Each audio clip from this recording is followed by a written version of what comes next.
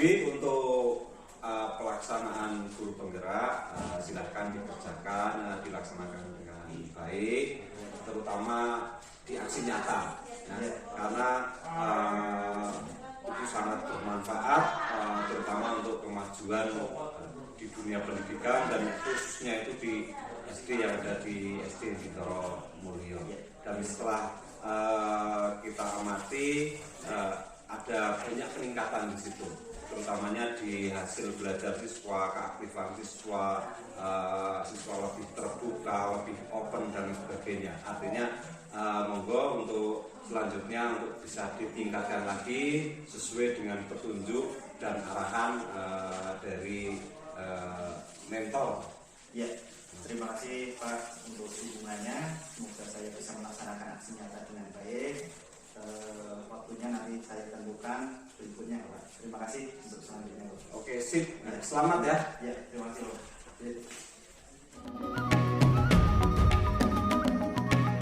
Bismillahirrahmanirrahim. Assalamualaikum warahmatullahi wabarakatuh. Waalaikumsalam warahmatullahi wabarakatuh. Ya, terima kasih Bapak Ibu. Pada hari ini saya akan menyampaikan beberapa hal, yaitu aksi nyata budaya positif, khususnya adalah di SD Negeri Bintoro Mulyo. Pada kali ini akan beberapa yang saya sampaikan, diantaranya di materi. Yang pertama, saya mengucapkan terima kasih kepada Bapak Kepala Sekolah, Bapak Ahmad Latif, Sarjana Pendidikan, yang telah mengizinkan saya untuk melaksanakan kegiatan aksi nyata di SD Negeri Bintoro Mulyo. Dan tentunya saya juga mengucapkan terima kasih kepada Bapak Ibu sekalian yang telah membantu saya berbagai hal, diantaranya adalah pembuatan aksi nyata, yang mana hal tersebut harus dilaksanakan sebagai guru penggerak.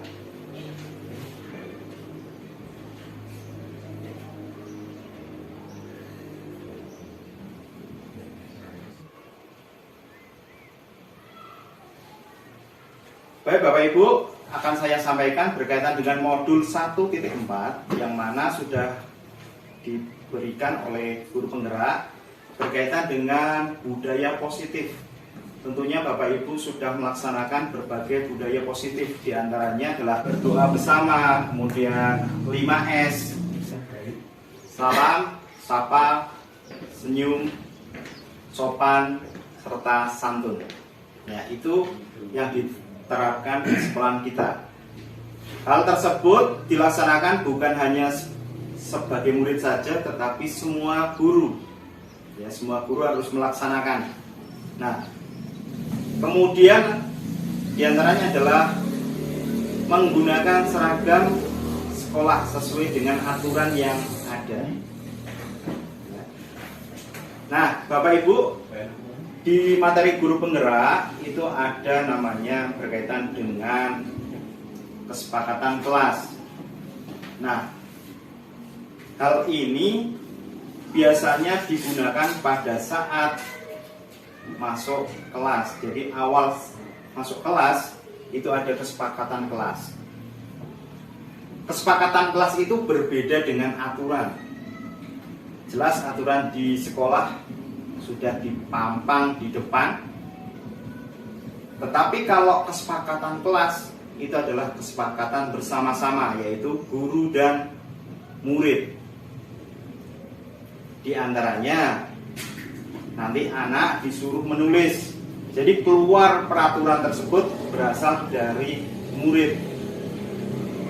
Rambu-rambu kesepakatan kelas yaitu tidak ada kata tidak atau juga tidak boleh. Contohnya adalah kesepakatan kelas yang ditulis, saya hadir tepat waktu, misalkan. Kemudian saya mengikuti pelajaran dengan semangat, bisa. Kemudian bisa saja saya akan mengerjakan tugas dengan baik. Kemudian saya akan menerima materi dan selalu mendengarkan guru. Nah, contoh itu ditulis oleh siswa dengan selembar kertas, ya, kemudian maju ke depan, ditempel di papan tulis, ya, di papan tulis itu ditempel satu persatu, kemudian dibacakan ke depan. Siswanya maju ke depan, kemudian di situ dari siswa tersebut membacakan, kemudian disimpulkan oleh Bapak Ibu. Nah, dihasilkan kesepakatan kelas yang mana digunakan untuk aturan kelas tersebut. Bukannya Pak? Ya, silakan Pak Toyaten. Bukan apa tadi?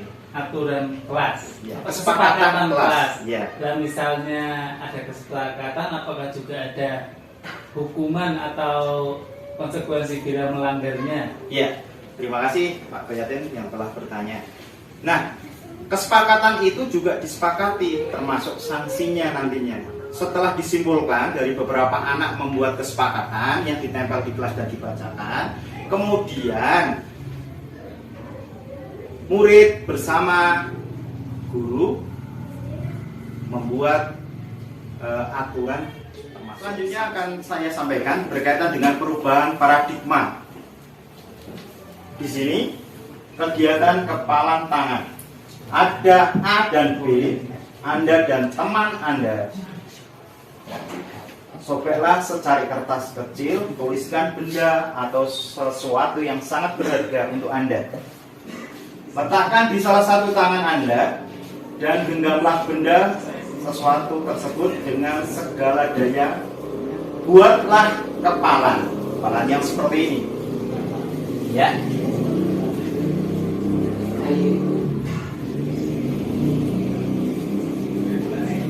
Perubahan paradigma, teori kontrol, teori pemilihan, ilusi kontrol. Pertama, ilusi guru mengontrol murid. Yang kedua, ilusi bahwa kritik dan membuat orang merasa bersalah dapat menguatkan karakter. Ilusi bahwa semua penguatan positif efektif bermanfaat. Selanjutnya, ilustrasi bahwa orang dewasa memiliki hak untuk memaksa.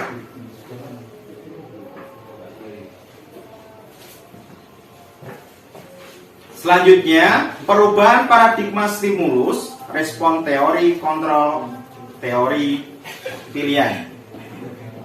Nah, Bapak Ibu yang saya hormati, siapa sesungguhnya yang memiliki kontrol? Bapak Ibu tahu? Di sini ada dua, stimulus respon dan teori kontrol pilihan. Kita mencoba mengubah orang agar berpandangan sama dengan kita. Kontrolnya, kita berusaha memahami pandangan orang lain tentang dunia. Selanjutnya, perilaku buruk dilihat sebagai suatu kesalahan. Teori kontrolnya, semua berperilaku memiliki sebuah tujuan. Itu. Kemudian orang lain bisa mengontrol saya. Hanya Anda yang bisa mengontrol diri Anda. Kemudian pemaksaan ada pada saat bujukan gagal. Kolaborasi, mensensus, menciptakan pilihan-pilihan baru. Yang terakhir, model berpikir menang maupun kalah. Teori kontrolnya adalah model berpikir menang dan menang. Jadi harus semangat menuju ke depan, bukan berpikir kita adalah menang dan kalah, tapi berpikir ke depan, yaitu berpikir menang dan menang.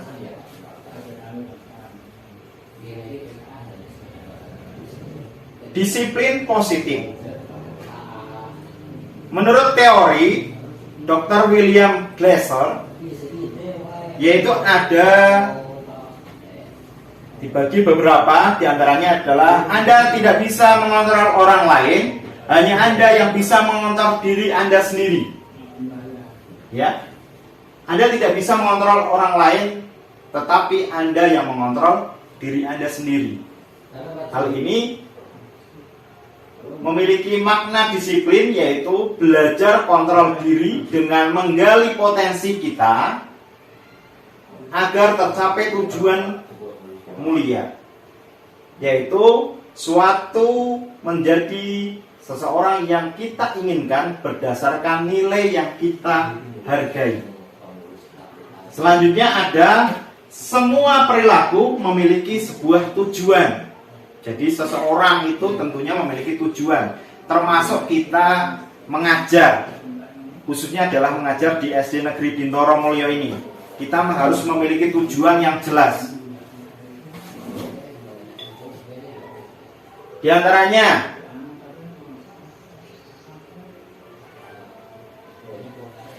itu. Kemudian model berpikir menang dan menang. Selanjutnya kolaborasi dengan konsensus menciptakan pilihan yang baru. Ya, ada 5 posisi kontrol.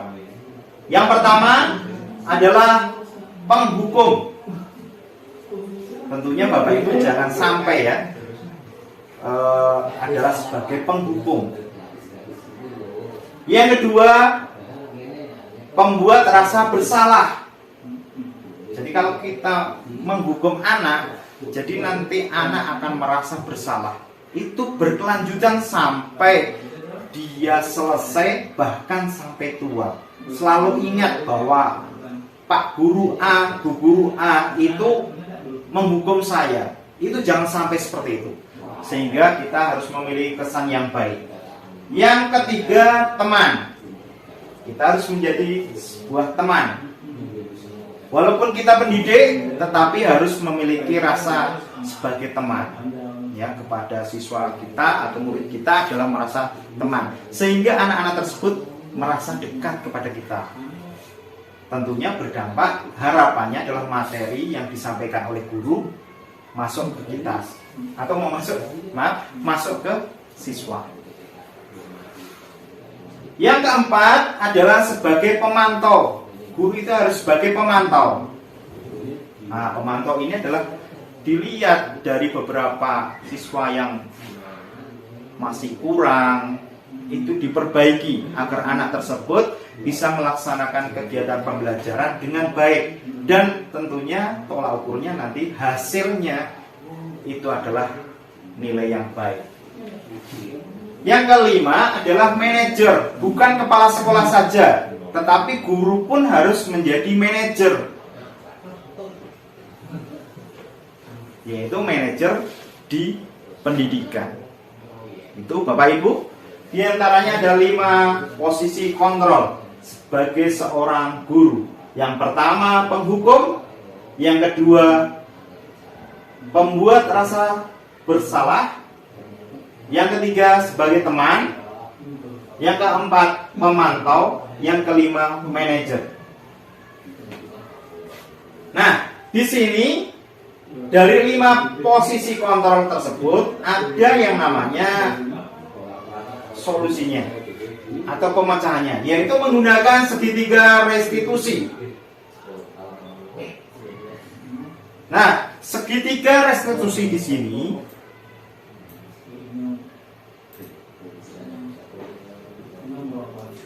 ada 3 hal. Di antaranya yang pertama menstabilkan identitas, yang kedua validasi kebutuhan, yang ketiga menanyakan keyakinan. Ya, tadi Bapak Ibu sudah melaksanakan, saya sudah memberikan materi berkaitan dengan kesepakatan kelas. Nah, kesepakatan kelas ini yang nanti kita tuangkan. Yang pertama dari situ, segitiga restitusi itu adalah digunakan sebagai pemecah masalah. Jadi anak itu tidak dirasa dihukum atau membuat rasa bersalah. Nah, contoh seperti ini. Ada anak yang tidak mengerjakan tugas, ya, tidak mengerjakan tugas. Kemudian tentunya Bapak Ibu langsung menghukum. Kadang-kadang seperti itu. Nah, di dunia pendidikan sekarang ini tidak seperti itu, Bapak Ibu. Ada solusinya menggunakan segitiga restitusi, yaitu yang pertama menstabilkan identitas. Menstabilkan identitas.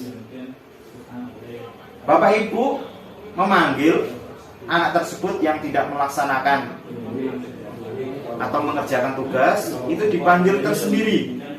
Jangan bersama dengan teman-temannya. Kalau bersama teman-temannya, nanti anak tersebut merasa bersalah.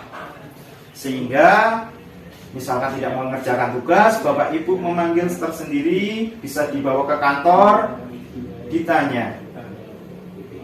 Permasalahannya yang pertama berkaitan dengan stabilitas identitasnya. Kenapa? Contoh adalah yang bermasalah anak A. Bapak Ibu tanya, kenapa si A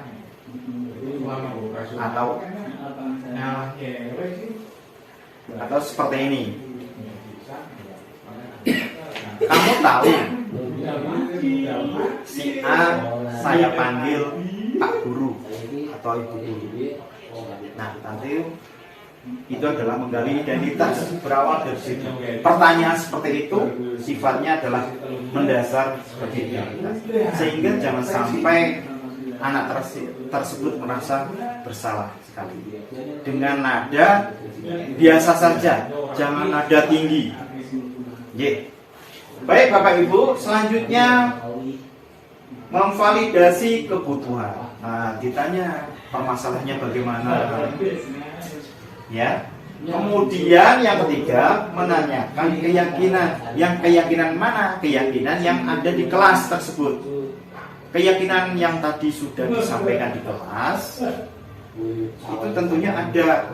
Misalkan tidak mengerjakan tugas, itu harus bagaimana? Itu di situ. Ya. Itu salah satu contoh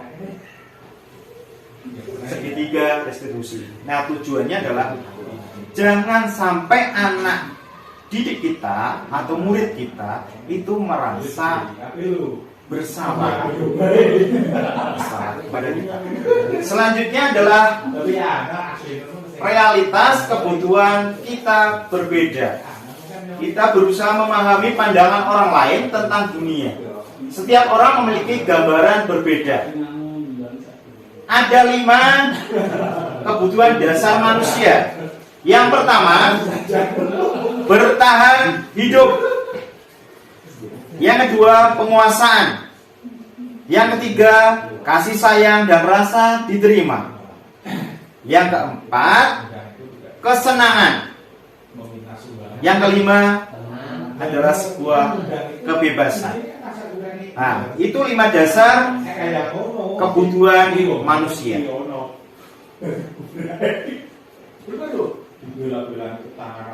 Ya, selanjutnya Bapak Ibu,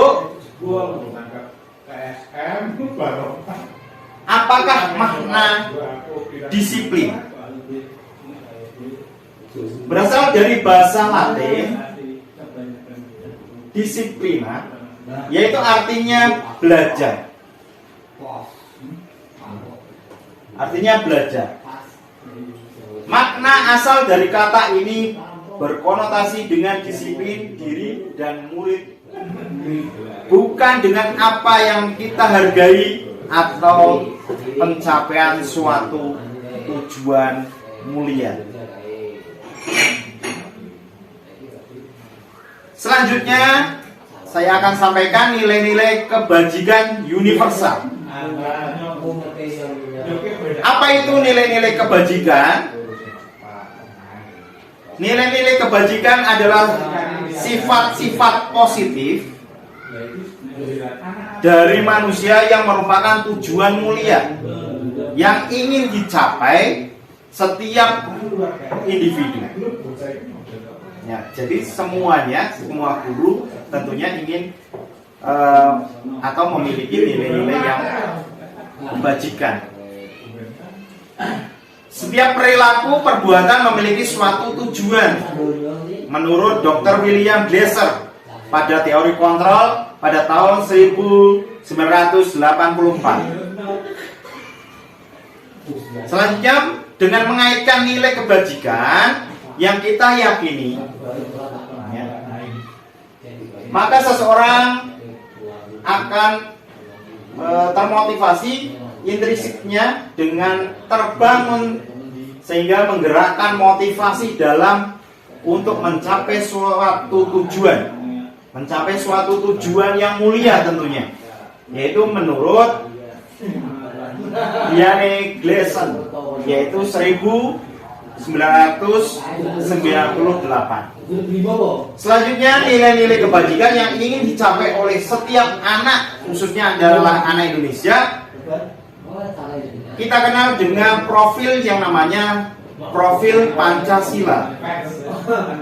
Yang pertama, profil Pancasila ada beriman, bertakwa kepada Tuhan Yang Maha Esa, dan berakhlak mulia. Kemudian ada mandiri. Yang ketiga, bernalar kritis. Yang keempat, berbhinneka atau berbhinnekaan global. Selanjutnya, bergotong royong dan kreatif. Ya. Selanjutnya adalah eksplorasi konsep. Ya. Yaitu teori motivasi, hukum, dan penghargaan atau restitusi. Teori motivasi perilaku manusia. Yang pertama, untuk menghindari ketidaknyamanan atau hukuman. Apa yang akan kita terjadi apabila saya tidak melakukannya? Motivasi tentunya adalah motivasi eksternal untuk mendapatkan imbalan dari orang lain, institusi. Apa yang saya dapatkan apabila melakukannya? Tentunya dari motivasi eksternal. Yang ketiga, untuk menghargai diri sendiri.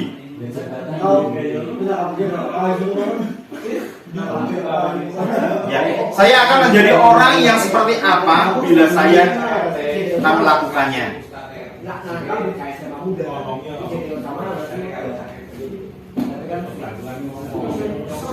Ya, Bapak Ibu, bisa dilihat di sini gambar siapa? Ki Hajar Dewantara. Ya, belajar itu adalah merdeka. Menurut Ki Hajar Dewantara, merdeka itu artinya tidak hanya terlepas dari perintah, akan tetapi juga cakap membuat memerintah diri sendiri. Ya, itu adalah pemikiran dari Ki Hajar Dewantara.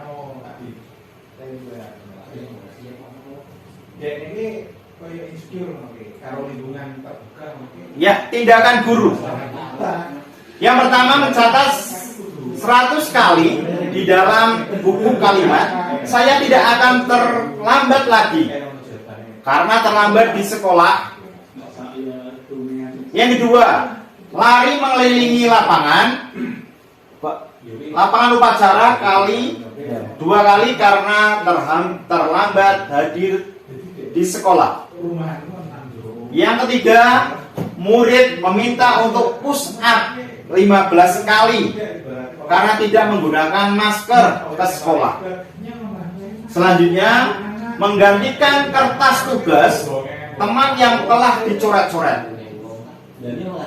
Selanjutnya, membersihkan tumpukan air di meja tulis karena tersenggol pada saat belajar.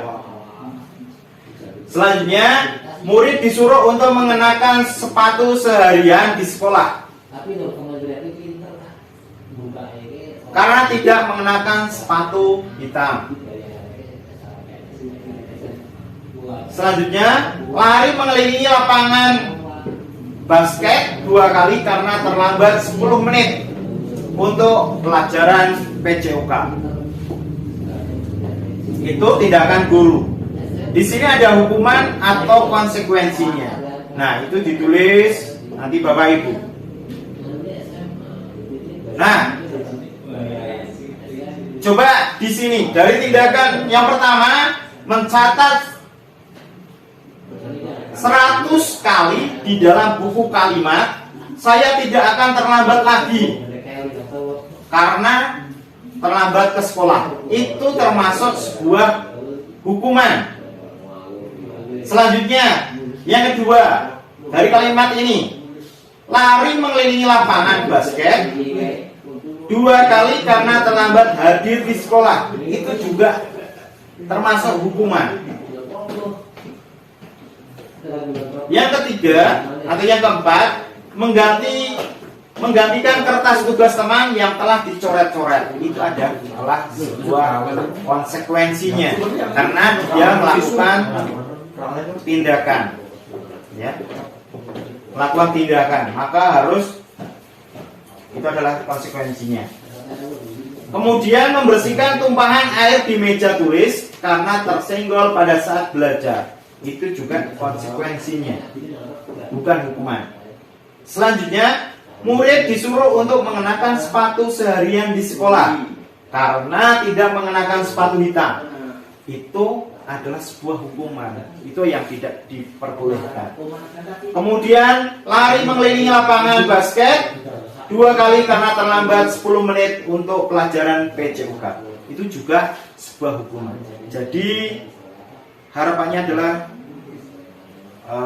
bisa dihindari, termasuk hukuman-hukuman yang berat, tetapi harus ada segitiga restitusi yang tadi saya sampaikan tadi.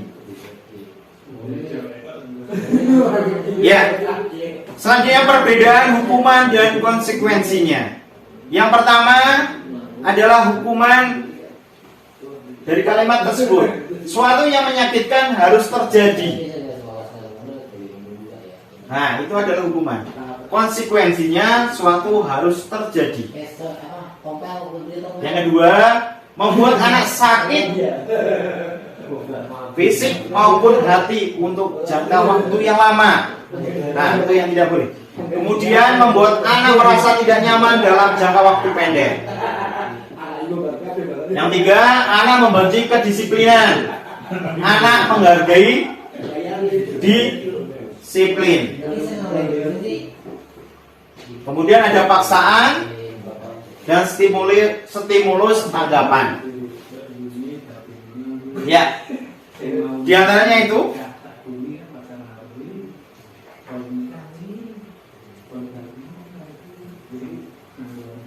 oke, Bapak Ibu tadi sudah belajar restitusi. Tentunya Bapak Ibu sedikit memahami apa itu restitusi. Restitusi adalah proses menciptakan kondisi pada murid untuk memperbaiki kesalahan mereka. Apa? Saya ulangi, proses menciptakan kondisi bagi murid untuk memperbaiki kesalahan mereka. Ya, kesalahan mereka. Tujuannya adalah agar mereka bisa kembali ke kelompok mereka dengan karakter yang kuat. Jangan sampai merasa terhukum yang terlalu lama. Ya, jadi anak itu kalau dihukum akan trauma lama. Nah, itu yang harus kita hindari sebagai hukuman. Restitusi juga merupakan proses kolaborasi yang mengajarkan murid untuk mencari solusi untuk masalah mereka. dan membantu murid berpikir tentang orang seperti apa yang mereka inginkan menjadi sebagai tujuan mulia, dan bagaimana mereka harus memerlukan orang lain. Teori motivasi perilaku manusia. Yang pertama, untuk menghindari ketidaknyamanan atau hukuman. Apa yang akan kita terjadi apabila saya tidak melakukannya? Motivasi tentunya adalah motivasi eksternal. Untuk mendapatkan imbalan dari orang lain, institusi, apa yang saya dapatkan apabila melakukannya? Tentunya dari motivasi eksternal. Yang ketiga, untuk menghargai diri sendiri.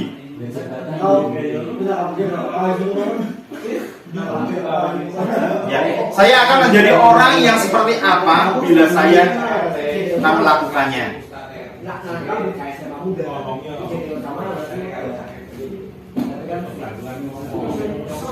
Ya, Bapak Ibu, bisa dilihat di sini gambar siapa? Ki Hajar Dewantara. Ya, belajar itu adalah merdeka.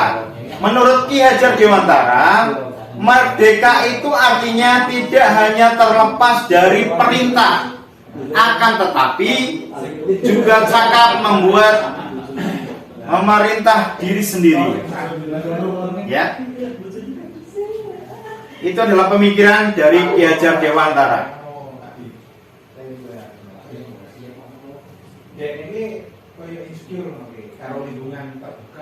Ya, tindakan guru. Yang pertama, mencatat 100 kali di dalam buku kalimat, saya tidak akan terlambat lagi karena terlambat di sekolah. Yang kedua, lari mengelilingi lapangan upacara dua kali karena terlambat hadir di sekolah. Yang ketiga, murid meminta untuk push up 15 kali karena tidak menggunakan masker ke sekolah. Selanjutnya, menggantikan kertas tugas teman yang telah dicoret-coret. Selanjutnya, membersihkan tumpukan air di meja tulis karena tersenggol pada saat belajar. Selanjutnya, murid disuruh untuk mengenakan sepatu seharian di sekolah karena tidak mengenakan sepatu hitam. Selanjutnya, lari mengelilingi lapangan basket 2 kali karena terlambat 10 menit untuk pelajaran PJOK. Itu tindakan guru. Di sini ada hukuman atau konsekuensinya. Nah, itu ditulis nanti Bapak Ibu. Nah, coba di sini dari tindakan yang pertama, mencatat 100 kali di dalam buku kalimat, saya tidak akan terlambat lagi karena terlambat ke sekolah. Itu termasuk sebuah hukuman. Selanjutnya, yang kedua, dari kalimat ini, lari mengelilingi lapangan basket 2 kali karena terlambat hadir di sekolah. Itu juga termasuk hukuman. Yang ketiga atau yang keempat, menggantikan kertas tugas teman yang telah dicoret-coret. Itu adalah sebuah konsekuensinya karena dia melakukan tindakan, ya, melakukan tindakan, maka harus, itu adalah konsekuensinya. Kemudian, membersihkan tumpahan air di meja tulis karena tersenggol pada saat belajar. Itu juga konsekuensinya, bukan hukuman. Selanjutnya, murid disuruh untuk mengenakan sepatu seharian di sekolah karena tidak mengenakan sepatu hitam. Itu adalah sebuah hukuman. Itu yang tidak diperbolehkan. Kemudian lari mengelilingi lapangan basket 2 kali karena terlambat 10 menit untuk pelajaran PJUK. Itu juga sebuah hukuman. Jadi harapannya adalah bisa dihindari, termasuk hukuman-hukuman yang berat, tetapi harus ada segitiga restitusi yang tadi saya sampaikan tadi. Ya, selanjutnya perbedaan hukuman dan konsekuensinya. Yang pertama adalah hukuman dari kalimat tersebut. Suatu yang menyakitkan harus terjadi. Nah, itu adalah hukuman. Konsekuensinya suatu harus terjadi. Yang kedua, membuat anak sakit fisik maupun hati untuk jangka waktu yang lama. Nah, itu yang tidak boleh. Kemudian membuat anak merasa tidak nyaman dalam jangka waktu pendek. Yang tiga, anak membenci kedisiplinan. Anak menghargai disiplin. Kemudian ada paksaan dan stimulus tanggapan. Ya, di antaranya itu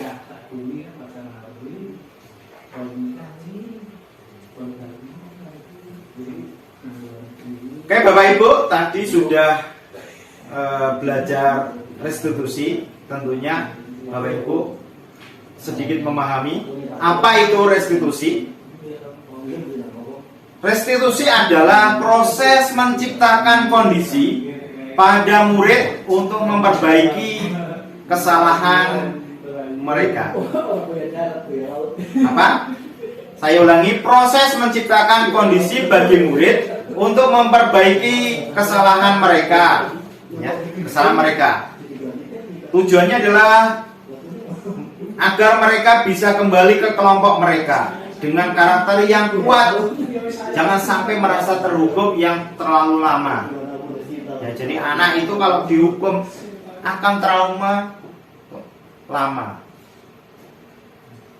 Nah, itu yang harus kita hindari sebagai hukuman. Restitusi juga merupakan proses kolaborasi yang mengajarkan murid untuk mencari solusi untuk masalah mereka dan membantu murid berpikir tentang orang seperti apa yang mereka inginkan menjadi sebagai tujuan mulia dan bagaimana mereka harus memerlukan orang lain. Teori motivasi perilaku manusia. Yang pertama, untuk menghindari ketidaknyamanan atau hukuman. Apa yang akan kita terjadi apabila saya tidak melakukannya? Motivasi tentunya adalah motivasi eksternal. Untuk mendapatkan imbalan dari orang lain, institusi, apa yang saya dapatkan apabila melakukannya? Tentunya dari motivasi eksternal. Yang ketiga, untuk menghargai diri sendiri.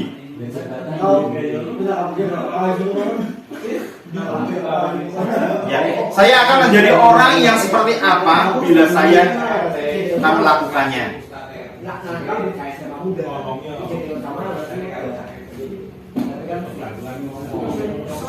Ya, Bapak Ibu bisa dilihat di sini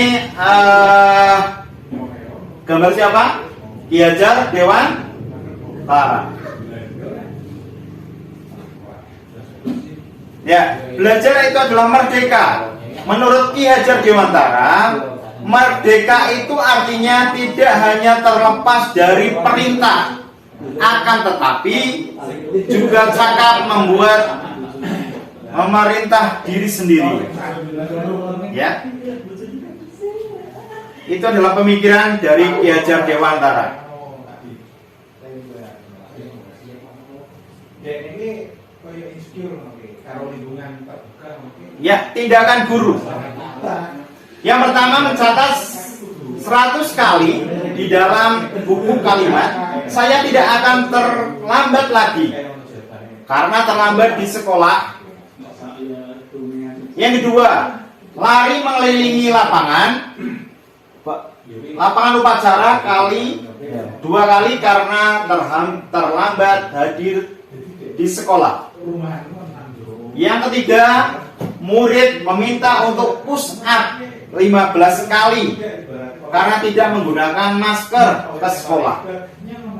Selanjutnya, menggantikan kertas tugas teman yang telah dicoret-coret. Selanjutnya, membersihkan tumpukan air di meja tulis karena tersenggol pada saat belajar. Selanjutnya, murid disuruh untuk mengenakan sepatu seharian di sekolah karena tidak mengenakan sepatu hitam. Selanjutnya, lari mengelilingi lapangan basket 2 kali karena terlambat 10 menit untuk pelajaran PJOK. Itu tindakan guru. Di sini ada hukuman atau konsekuensinya. Nah, itu ditulis nanti Bapak Ibu. Nah, coba di sini dari tindakan yang pertama mencatat 100 kali di dalam buku kalimat, saya tidak akan terlambat lagi karena terlambat ke sekolah. Itu termasuk sebuah hukuman. Selanjutnya, yang kedua, dari kalimat ini, lari mengelilingi lapangan basket 2 kali karena terlambat hadir di sekolah. Itu juga termasuk hukuman. Yang ketiga atau yang keempat, menggantikan kertas tugas teman yang telah dicoret-coret. Itu adalah sebuah konsekuensinya karena dia melakukan tindakan, ya, melakukan tindakan, maka harus, itu adalah konsekuensinya.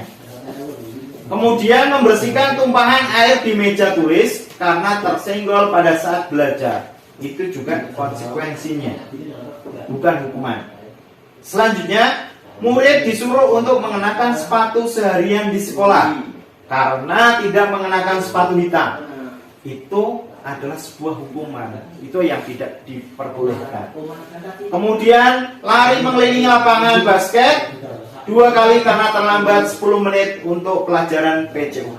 Itu juga sebuah hukuman. Jadi harapannya adalah bisa dihindari, termasuk hukuman-hukuman yang berat, tetapi harus ada segitiga restitusi yang tadi saya sampaikan tadi. Ya, selanjutnya perbedaan hukuman dan konsekuensinya. Yang pertama adalah hukuman dari kalimat tersebut. Suatu yang menyakitkan harus terjadi. Nah, itu adalah hukuman. Konsekuensinya suatu harus terjadi. Yang kedua, membuat anak sakit fisik maupun hati untuk jangka waktu yang lama. Nah, itu yang tidak boleh. Kemudian membuat anak merasa tidak nyaman dalam jangka waktu pendek. Yang tiga, anak membenci kedisiplinan. Anak menghargai disiplin. Kemudian ada paksaan dan stimulus tanggapan. Ya, di antaranya itu.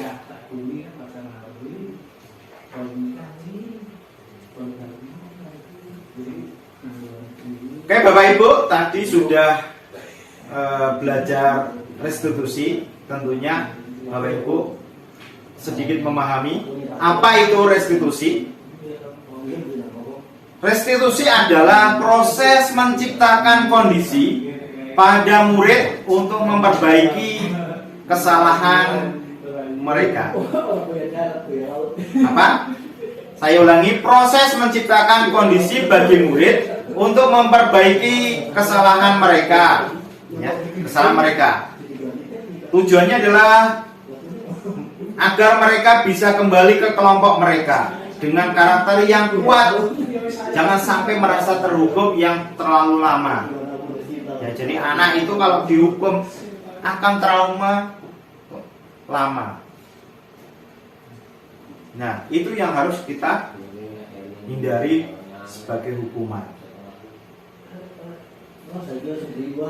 Restitusi juga merupakan proses kolaborasi yang mengajarkan murid untuk mencari solusi untuk masalah mereka dan membantu murid berpikir tentang orang seperti apa yang mereka inginkan menjadi sebagai tujuan mulia, dan bagaimana mereka harus memerlukan orang lain.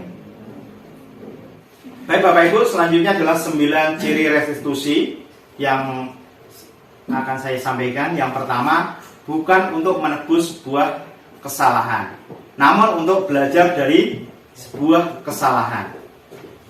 Ya. Nah, jadi misalkan anak yang terhukum atau tidak melaksanakan tugas atau membuang sampah sembarangan, itu kita dipanggil ke kantor dengan tersendiri ya, kemudian ditanya identitasnya.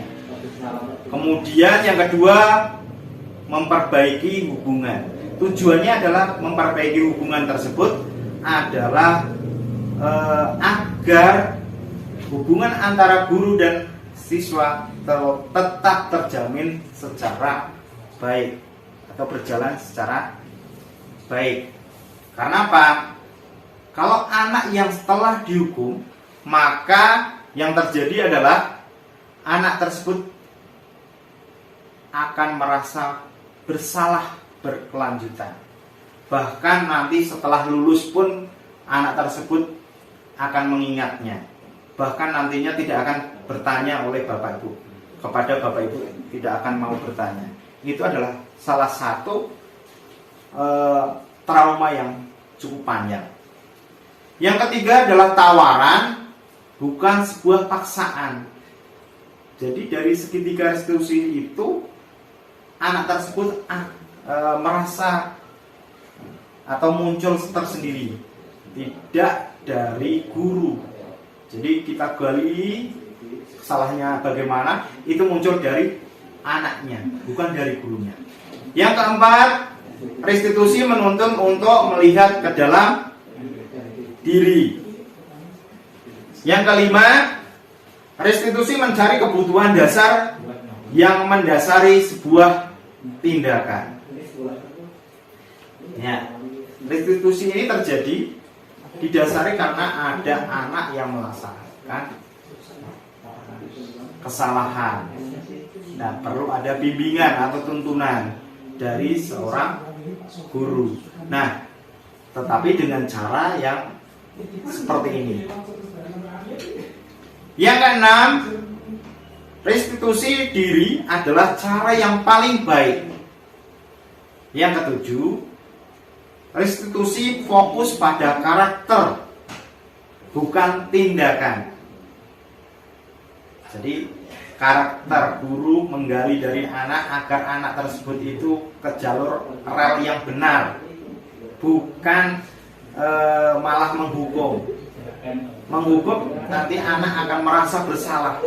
Tetapi kalau dari karakter tersebut kita menggalinya, maka yang terjadi adalah kebaikan. Anak tersebut akan merubah tersendiri dari yang jelek menjadi yang betul, yang benar. Selanjutnya adalah restitusi fokus pada solusi. Nah, ingat Bapak Ibu, kadang-kadang dipanggil itu, kadang-kadang karena guru itu sudah mangkal sekali, marah sekali dari beberapa masalah, masalah di rumah juga dibawa ke sekolahan, ada masalah dengan tetangga dan sebagainya dibawa ke sekolahan, kemudian memanggil anak, dicampur adukan, tidak boleh seperti itu. Jadi harus fokus pada solusinya, ya. Sesuai dengan aturannya adalah sesuai dengan fokus solusi apa yang nantinya dapat tercapai, yaitu solusi demi kebaikan siswa. Yang 9, restitusi mengembalikan murid yang berbuat salah pada kelompoknya, ya.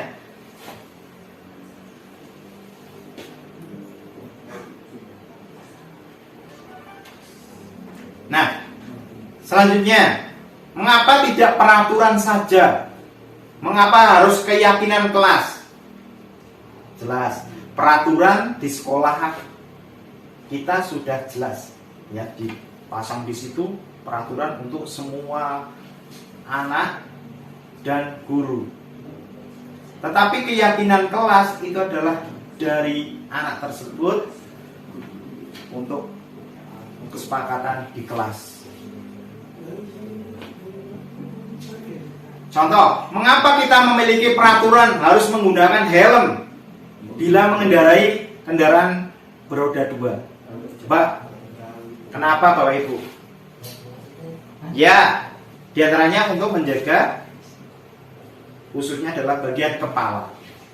Kalau misalkan terjatuh, karena sesuai dengan medan kita adalah sekolah kita naik turun, kemudian berlegok-legok, jalannya pun seperti itu, maka perlu menggunakan helm sebagai keamanan.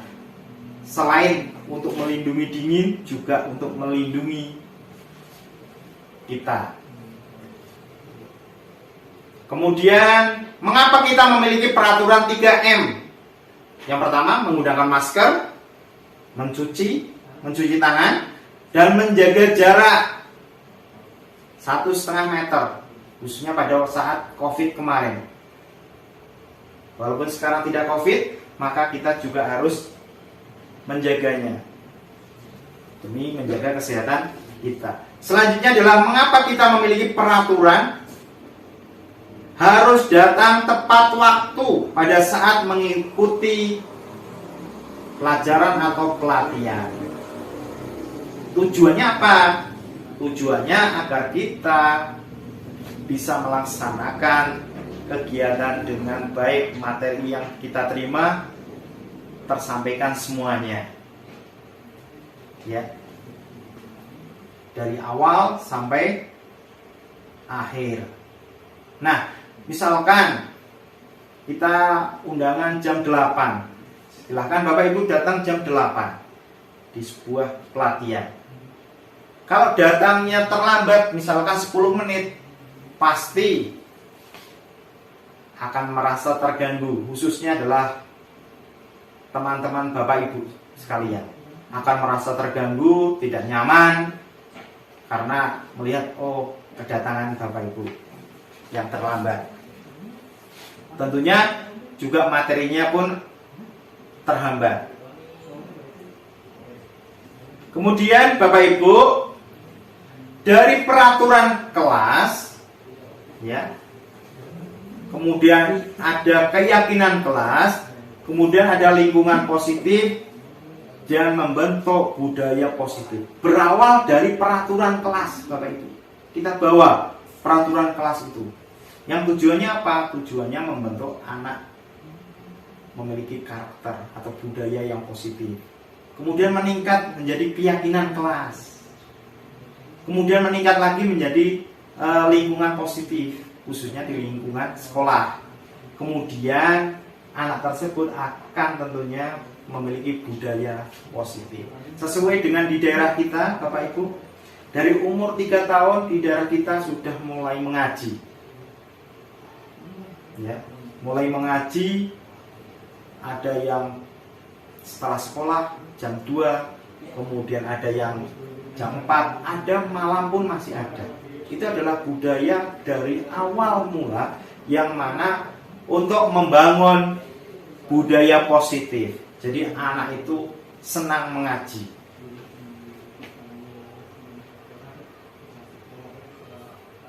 Selanjutnya, yang mana yang merupakan keyakinan kelas? Mengapa? Contoh di situ ada slogan di sini. TK Dharma Wanita Persatuan 1. Nah, kesepakatan kelas.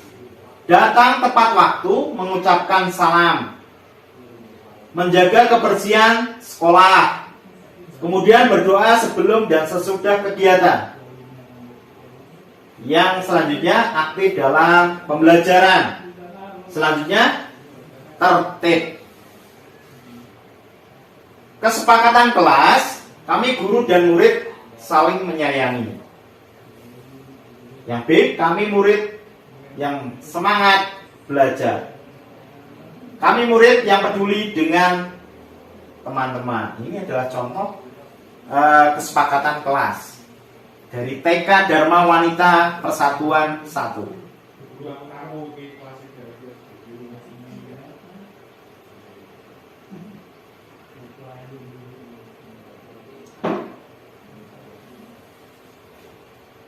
Selanjutnya Bapak Ibu, kebutuhan dasar manusia. Kebutuhan dasar manusia yang pertama tadi ada 5 ya. Yang pertama bertahan hidup, jelas. Kemudian ada kasih sayang dan rasa diterima. Nah, kasih sayang dan rasa diterima ini tentunya diharapkan semua orang, khususnya diterima di masyarakat, di sekolahan, di keluarga. Kemudian adalah penguasaan. Itu kebutuhan dasar, penguasaan. Kemudian kesenangan. Nah, contohnya di sekolahan, kesenangan dari anak-anak tersebut itu apa? Saat istirahat main sepak bola kalau di sini, ya. Kemudian main kelereng, diantaranya seperti itu. Kemudian ada main karet. Nah, itu adalah tujuan kesenangan karena hak anak tersebut seperti itu. Kemudian tentunya adalah kebebasan. Contoh seperti itu. Kebebasan. Seperti kupu-kupu ya, gambarnya seperti itu. Bebas terbang kemana saja. Karena anak sekolah, khususnya di sekolah dasar di SD Negeri Bintoro Mulyo ini, tentunya anak akan merasa bebas untuk belajar. Dia belajar ke sekolah itu merasa senang. Tentunya harapannya materi yang dia dapatkan lebih maksimal. Yang kelima, posisi kontrol.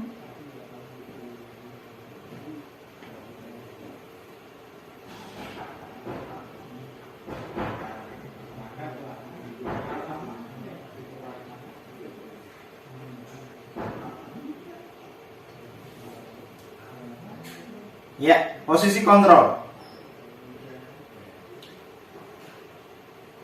Di situ ada pertama penghukum, membuat orang merasa bersalah, kemudian teman, pemantau, dan manajer. Contoh, guru berbuat, yaitu menghardik, menunjuk, menyakiti, kemudian menyindir. Nah, ini Bapak Ibu, menyindir yang tidak kerasa. Kadang-kadang seperti itu ya, menyindir anak, misalkan datang terlambat, kemudian di kelas disindir-sindir. Tentu hati anak tersebut akan merasa sakit. Kemudian kalau berbuat orang merasa bersalah, di situ ceramah dan mengatakan seharusnya, itu mengatakan seharusnya seperti ini, seharusnya itu kamu itu seperti ini. Nah, itu tidak boleh. Kemudian contoh saja, Bapak guru merasa kecewa. Nah, itu diawali dari kata itu pun tidak boleh. Itu adalah akan anak tersebut merasa bersalah. Selanjutnya, hal ini adalah menjadi teman, membuat alasan-alasan untuk muridnya. Kemudian menjadi pemantau, menghitung, dan mengukur. Selanjutnya adalah manajer, mengajukan pertanyaan. Jadi guru itu harus bisa, diantaranya seperti itu. Selanjutnya Bapak Ibu, segitiga restitusi. Bisa dilihat Bapak Ibu, segitiga restitusi. Yang pertama ada menstabilkan identitas, kemudian validasi kebutuhan, kemudian menanyakan keyakinan. Itu.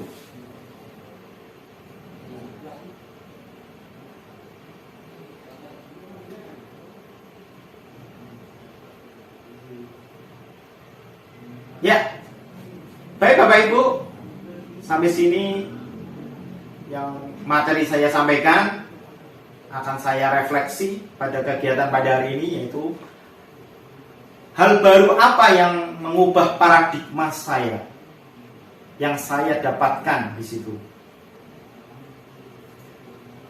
Yang kedua, perasaan apa yang muncul selama mengikuti sesi ini, khususnya mengenai makna disiplin dan motivasi intrinsik. Yang tiga, peran Among seperti apakah yang saya telah lakukan selama mengikuti modul ini. Ya, terima kasih Bapak Ibu. Silahkan Bapak Ibu nanti bertanya sesuai dengan urutannya. Ya, ada yang ingin ditanyakan Bapak Ibu? Oke, kalau tidak ada, karena waktunya sudah cukup siang, saya mengucapkan terima kasih Bapak Ibu atas waktu luangnya bersama kami sebagai penyalur materi dari guru penggerak. Semoga di sekolah kita semuanya akan terasa bergerak, semuanya bergerak untuk menggerakkan khususnya adalah murid menuju pendidikan yang lebih baik, khususnya di SD Negeri Bintoro Mulyo ini. Demikian dari saya, terima kasih. Saya akhiri. Wassalamualaikum warahmatullahi wabarakatuh.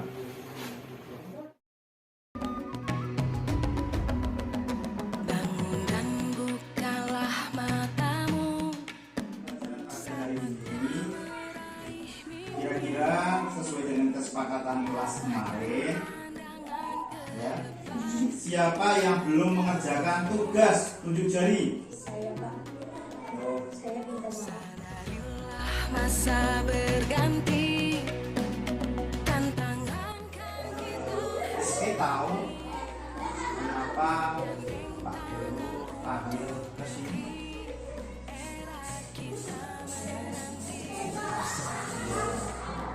Tapi ini tidak mengerjakan tugas.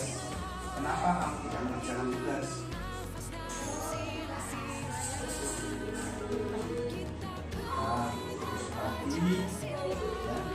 Ingat ya, mengerjakan tugas sesuai dengan kesepakatan kelas.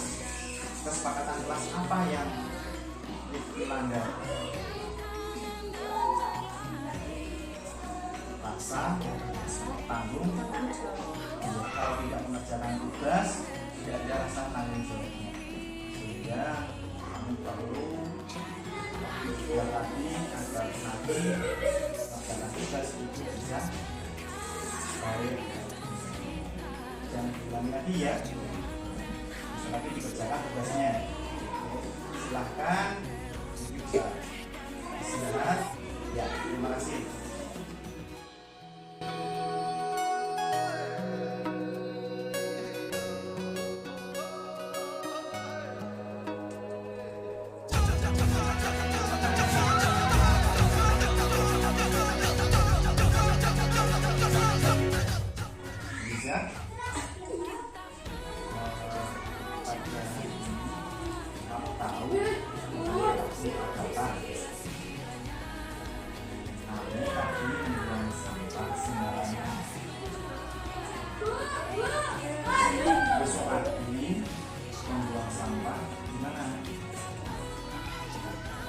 Sampah ya, sesuai dengan kesepakatan kelas. harus membuang sampah pada tempatnya untuk menjaga kebersihan. Ya, sekolah terasa nyaman. Lagi tidak diulangi ya. Ya, terima kasih. Silakan istirahat. Assalamualaikum warahmatullahi wabarakatuh. Perkenalkan, nama saya Rizky dari SD Negeri Bintoro Mulyo. Saya sangat senang belajar segitiga restitusi bersama Pak Guru Yuri. Assalamualaikum warahmatullahi wabarakatuh. Perkenalkan, nama saya Azizah dari SD Negeri Bintoro Mulyo. Saya sangat senang belajar bersama Pak Guru Yuri.